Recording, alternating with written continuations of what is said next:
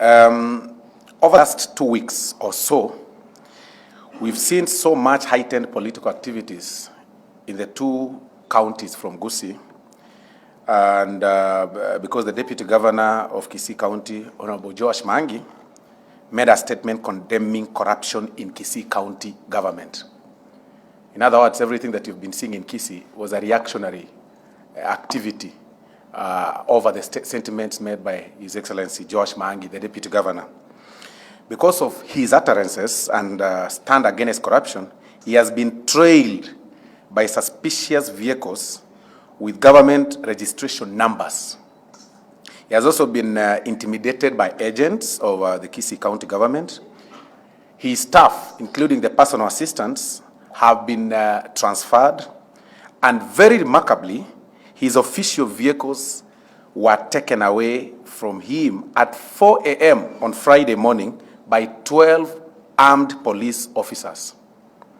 This act of withdrawing his vehicles at 4 a.m., just before the so-called BBI meeting, building bridges, while destroying other bridges in Kisii, was clearly meant to intimidate him, plus those of his political persuasions, from attending the so-called BBI meeting. We wish they knew that we were not planning to attend anyway. Mr. Maangi has reported these matters to the police because he justifiably fears for his life.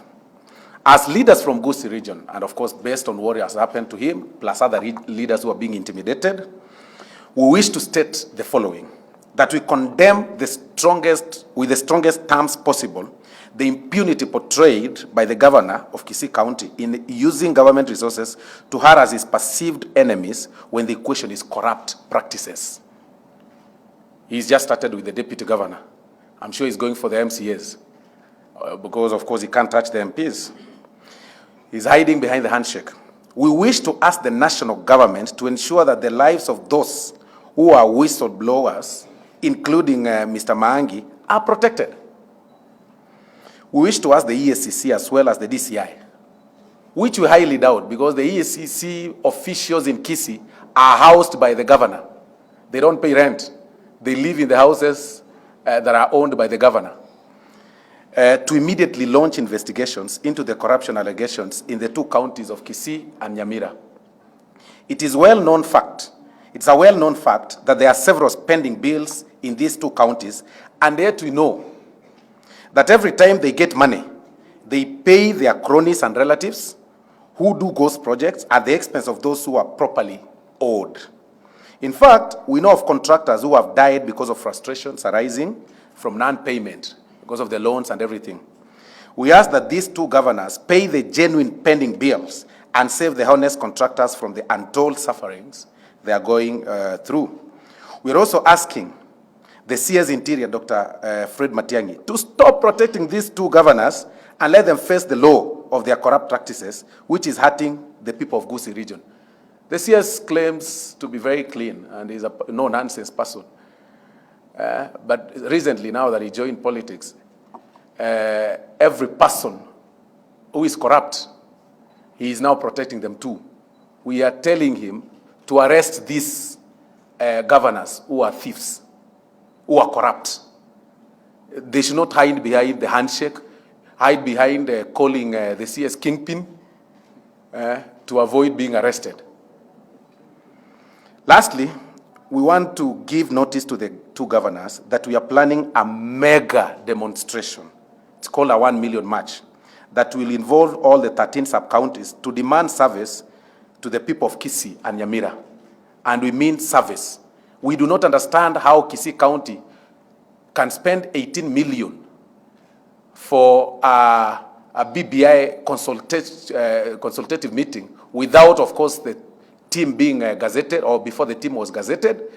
Yet the Suneka market that was supposed to be made with 100 million can hardly pick up. I mean, they've only spent 65 million, yet it's quarterly done. 3 years down the line. Nyamira County the same. All those problems. So we are demanding that they work.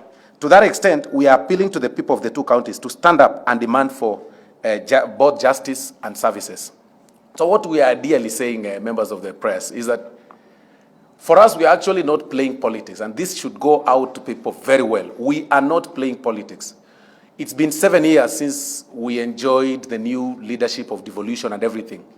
But I can tell you that in our 2 counties, Nyamira and Kisii, nothing tangible. We still have unfinished or incomplete ECD classes. We still have incomplete roads.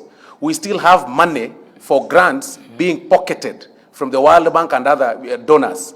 We still have roads that are not passable. But what we see is now thieves hiding behind the handshake, hiding behind BBI, claiming that they're in support of BBI than the rest. I don't know the parameter they use to measure us. It should be well noted that all the leaders standing here, including those leaders that support the Deputy President, are in support of the BBI. We do not understand the campaign using public participation, and we do not understand how you can do public participation on a report. We all know that public participation is done on a bill, not a report. You can't do public participation on a report. It is simply a report. It's not converted to a law. There is no legal framework to do a public participation. So spending public money, and then you start harassing people who are opposing to that. I mean, what bridges are you creating?